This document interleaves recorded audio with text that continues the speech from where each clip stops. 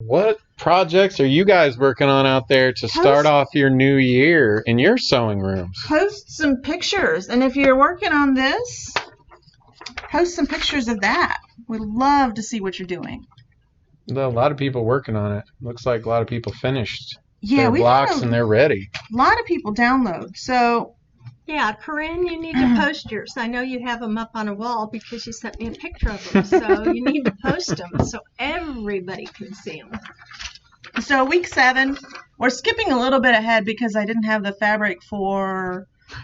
I have to place an order with Paintbrush Studios because that's what we're using for fabric. So week 7 is out there. I told you I would have the sashing for you because you can use your scraps of this for sashing, and I'll have that up later tonight.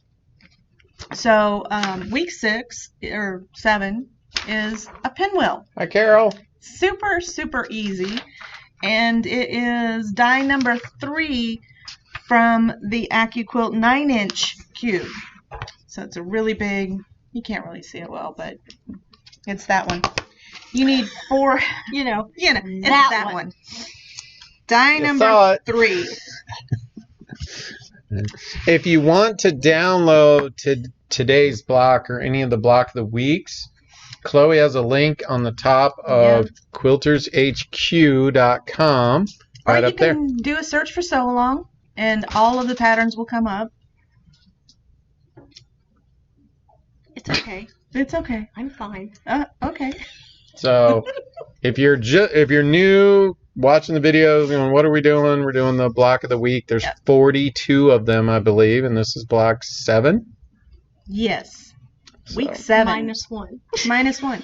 And it's a quilt that I designed early on in my sewing career, and I don't really call it a career because way back then I didn't do that for a living, but my sewing adventure, that's a good word for it. So learn as you go. It was a learn as you go. It was before YouTube. Okay, so let's get started. This is die number 3. There are two shapes. There's it's half square triangles. There's 2 on the die. We need 4 of each. So I'm just gonna slide right over here and cut those out. And so I'm gonna conserve some of this fabric. I'm just going to fold it over like that. I have my salvage on, so I know which direction this needs to go through the die. And I'm just peeling back a little bit to make sure that the salvage is not going to be part of my quilt moving forward. Or I would recut it. I'll move my coffee.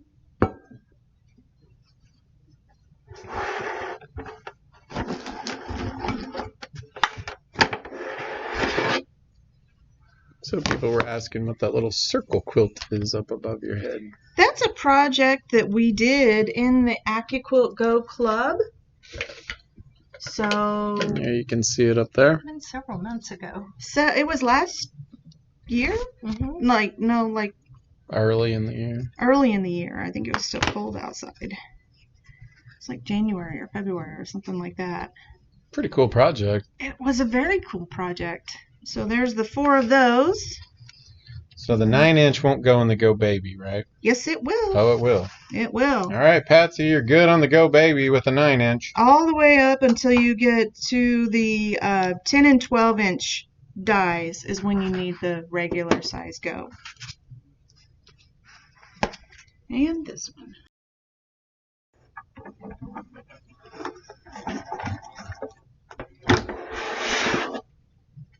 And you want to slide these mats off because they create static and your pieces will stick to it. Now they could have layered those 2, could they? No, because you can only cut 6 layers and this would be 8. So 1 at a time. Save your scraps. You can do something else with them. And there, this block is cut out. It's going to be done in a nanosecond. It is going to be done super quick. That's a quilting second. That's a quilting second. Nano? That's a new term, quilting second. Do you have my doohickey? Is it in there? The multi-finger pressure tool. Nope, that's not the actual multi-function It's Quilters finger. HQ doohickey. The There we doohickey. go. Everybody needs this tool in their quilting toolbox. So I'm sewing on the Elna. This is the 720 Pro. 920 is embroidery. And I've got my single hole plate on. I'm just going to hold my top thread while I start.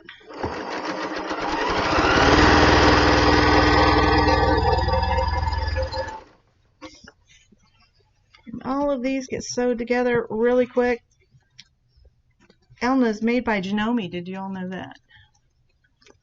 I think I got an email from them. They're celebrating 100 years this year. They are. It's the 100-year anniversary. It's pretty cool.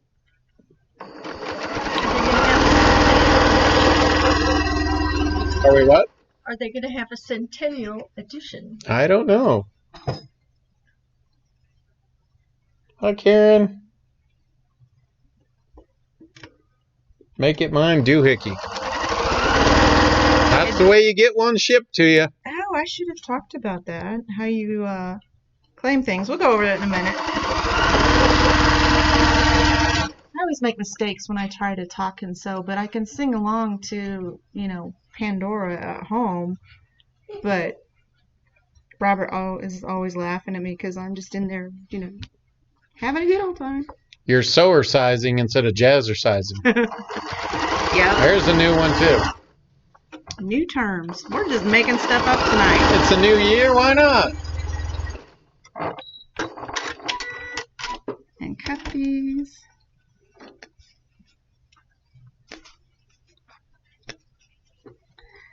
And then there. Hi, Jerry. So this tool is handy because it keeps you from having to walk to the ironing board. Man, that sounded a little bit country. And you can just kind of finger press that with the edge of this. It has multiple uses. This can be used as a stylus, this to mark. But I'm going to wait until this is all put together to sew at the end. And I'm pressing all of my seams towards the dark side. Yes, it always reminds me of Star Wars.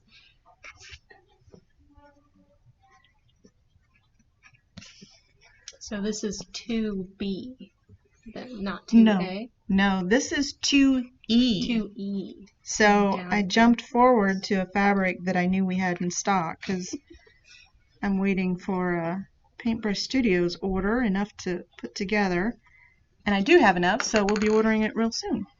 Hello, RK. This goes together. I always have to look at these. If I don't have my pattern out in front of me, I will mess this up. Pinwheels always kind of throw me off. There's certain shapes, I think, that each person has that kind of... They struggle with that shape. Maybe.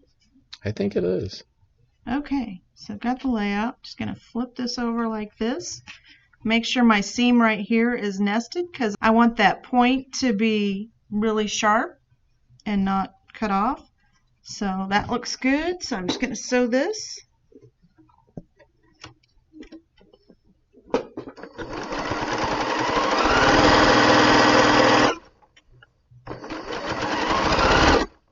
And then bring this one over and sew it the same way.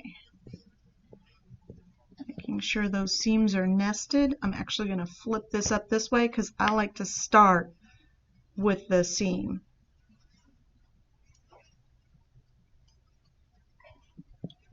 And if you're missing any part of this, they'll be up on YouTube as well. So. Yep, we have our own channel. We have a few videos up there. Yeah, a few. One of them, this scrap quilt that we did. People seem to like that one. Right yeah. now. Okay. I'm going to press this way.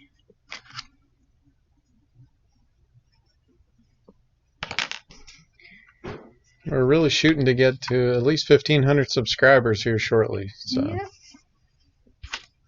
So if you haven't already gone out, go to YouTube and subscribe to our channel. So we post, Chloe works her magic, and creates videos of how-tos from some of the things that we show you here. So you don't have to search on Facebook. It's a little easier to find in YouTube. And so both of my seams are going the opposite direction. So this one's both of them are pressed towards the black. And so I'm just going to fold this over on the top and then just sew it. And so one of the things when you're sewing these points like this, so one of the things when I'm sewing, even though it's a 1/4 of an inch and I try to do a really good job, I'm going to aim for this intersection with my needle so that I know when I open this up, I'm going to have a really sharp point on it.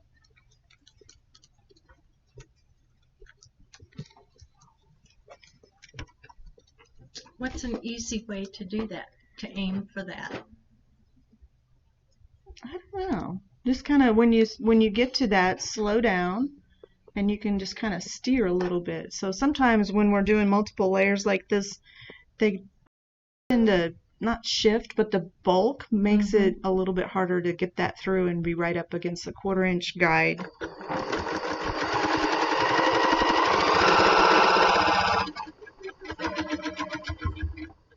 Hi, Nancy. Hi, Jackie. Right there. Welcome.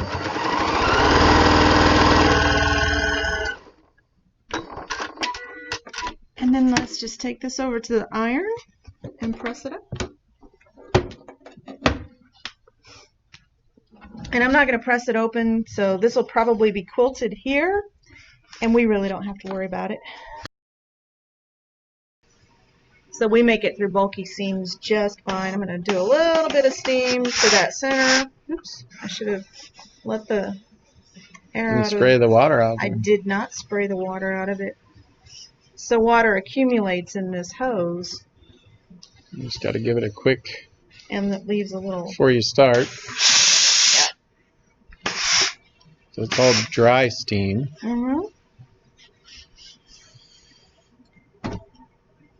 And there it is. Week 7. Block Wow. That's a quick one. 2E.